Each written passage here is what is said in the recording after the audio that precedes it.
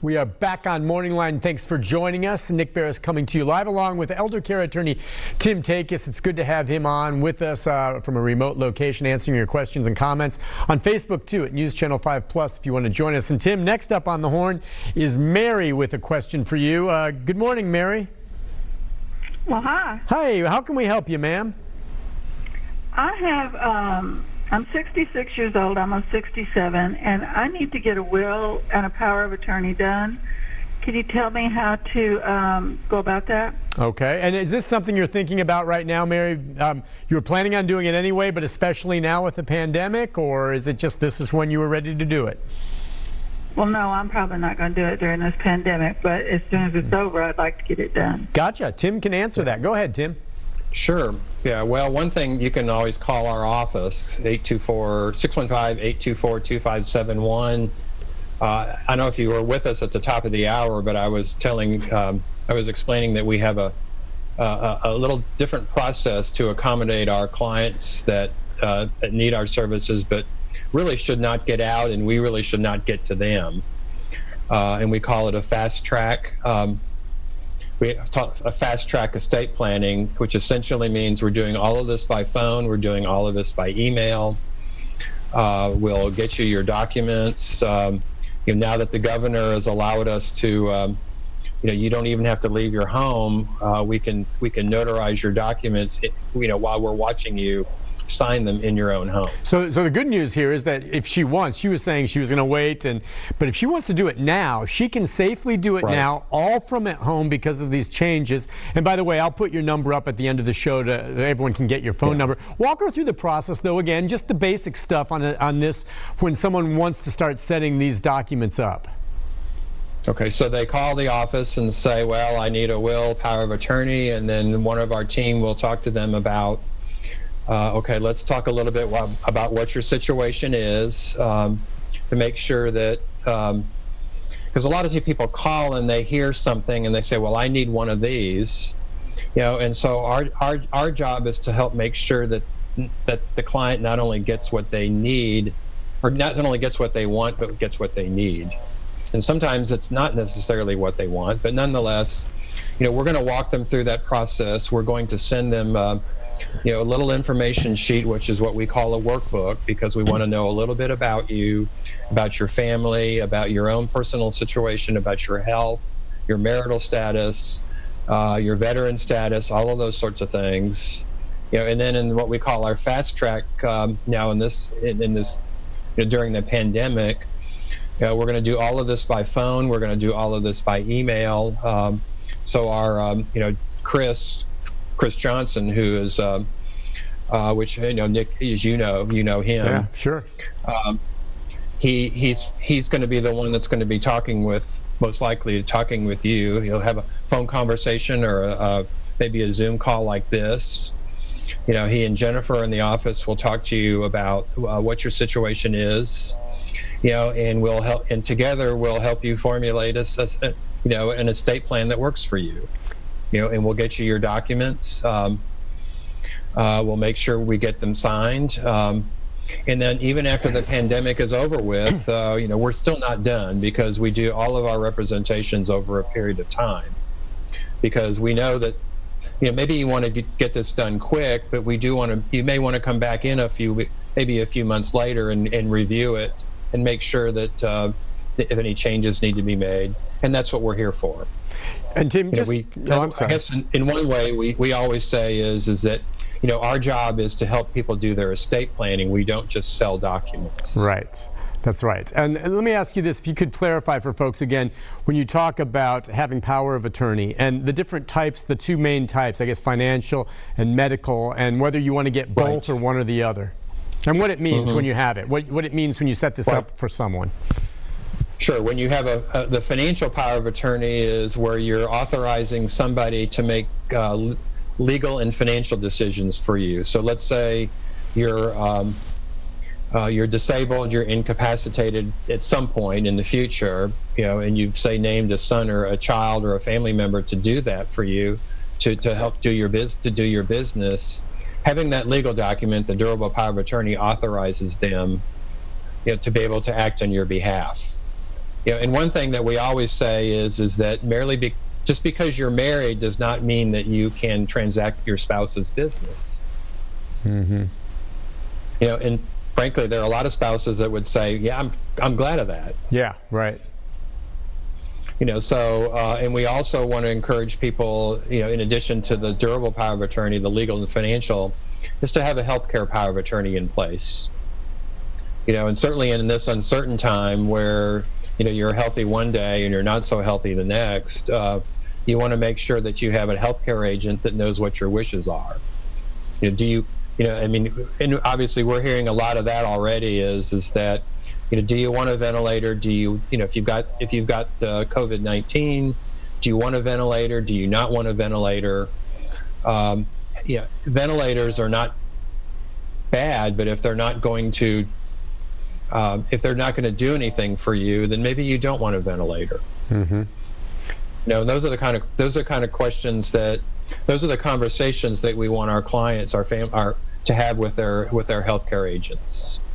So make sure you have those documents in place: healthcare, durable power of attorney, you know, a will or something. And we often use a trust for planning because, you know, our clients typically want to avoid going through probate. You know, which is a trust is very helpful for that. Good advice on that. By the way, I'm getting some of these messages here on Facebook, and I just want to clarify for folks too. If there's a senior out there, and as we've said, seniors who are on Social Security or retired or disability, they will get a check. But if you are a senior being claimed as a dependent by anyone, you will not get a check. So if someone is claiming you as a dependent, you don't get a check. Okay, so it's not going to dependents, and you know that. Yes. Let's go to, I think we've got Ronnie. Let's see where he goes with his question. Ronnie, do you have something that Tim might be able to help you with? Well, I got two questions. One, if you're married and get a stimulus check, do you get the full amount? And my next question, if you're on, if you know somebody that's got a power of attorney or whatever, how do you get out of it? Oh, okay. All right. Let me quickly answer his first part. Yeah, if you're married, you each get $1,200, so the married couple gets $2,400 if you qualify. Now, how about that? That's an interesting question about power of attorney. Let's say you set that up and then you give it to someone, but then you say, I don't want that person to have it anymore. Right. Well, usually what you do then is that if you can't retrieve it, you do another power of attorney which revokes the one that you did. And unfortunately, there's not a real good solution to that, because essentially is you've let that document out into the world, and you have third parties like banks and others that are going, well, here's a power of attorney from Ronnie, and he names somebody, whoever that person is. Well, they're not going to know that Ronnie named somebody else, unless, in effect, you're now, if you're Ronnie, you're going to be tasked, if you're going to change your power of attorney, you're going to be tasked with going out and finding out, who did that person talk to, and make sure that you cover your bases there. Okay, let's see. We've got another call for you, Tim. Let's see. It's Joyce. Joyce, good morning. What's your question, ma'am? My question is, my spouse and I are both on Social Security, and we've always filed a joint income tax. And my question is, will our stimulus checks both go in his account, or will mine go in my account, and will his go in his account? Okay, I guess you're each getting a separate Social Security deposit into each of your accounts as you draw on Social Security? Yes. You get yours and he gets his? Yes. That's what's going to happen. Is that right, Tim? I think that would mean then the stimulus check will be sent to her, and then he'll get his. Yeah. Right. Yeah, the way it really plays out, folks, is that it's going to mirror exactly what you're getting through whatever social benefit you're getting right now, whether it's SSI, disability, regular Social Security. Wherever that's being directly deposited into, that's the path the stimulus check will go. Okay. Yeah, so you'll get that, so you have your own. That's darn near the easiest way to get it done, isn't it? Isn't it? Yeah, and people were a lot of concerned about, well, do I have to apply for something, or what if they don't have my address? And I just said, look, if you're getting this benefit, the IRS or Social Security knows where to find you. That's where it will go. that's where it's going to go. All right, let's go next to Michael. Let's see. I think he has a question, maybe on disability. Are you there, Michael? Hey, Michael. Hello? Hey, Mike, go ahead. Just talk in the phone. Okay. Yeah, don't worry about the TV. Okay. In 2007, I was declared 100% disabled. Yeah. And I got that deteriorating bone disease and all kinds of stuff going on. But they actually took 2 vertebrae out of my neck, but still placing 6 screws in my neck. Okay, what's your question? And so I didn't know how to even file for disability. And that day, commercial came on TV and said, if you need disability, call Bender and Bender. I called. And they told me I was going to get full benefits, and my son was going to get half what I drawed until he was 18 years old, blah, blah, blah. But I drug it out for 3 years. When I went to court, they told me that I could only get what they call supplemental disability. Well, are you getting any disability right now? I'm getting what they call supplemental disability. Okay. Yeah, so it's probably SSI. Again, that's outside the realm for Tim, but you know, you can appeal. You can appeal any Social Security decision, right? And I would think he will qualify to get a stimulus check. But yeah, that's a separate thing. If you don't like what you get, you can always appeal, right, Tim? Yes, exactly. You know, just go ahead and appeal on that. I wish we could help you more on that, but that's something, you know, in the system that you're through right now that you have to just continue following and don't give up. And if you end up winning, you get back pay. Yeah, is he going through Social Security disability, Nick? That's what it sounds like. He said supplemental, and so I'm guessing it's SSI. Yeah. Okay. And so maybe he felt he should have gotten regular Social Security or more for his son, and all you can really do is apply on that. You know, they've got some real strict guidelines. If his son is not getting that much, you know, is his son disabled? No, he did not say. Okay. I'm not sure. I may have missed that. So we'll see how that goes. Tim, in terms of what, so are you hearing from more people just because of the pandemic right now wanting to set up their estate planning because they see what's happening? Yes, we are.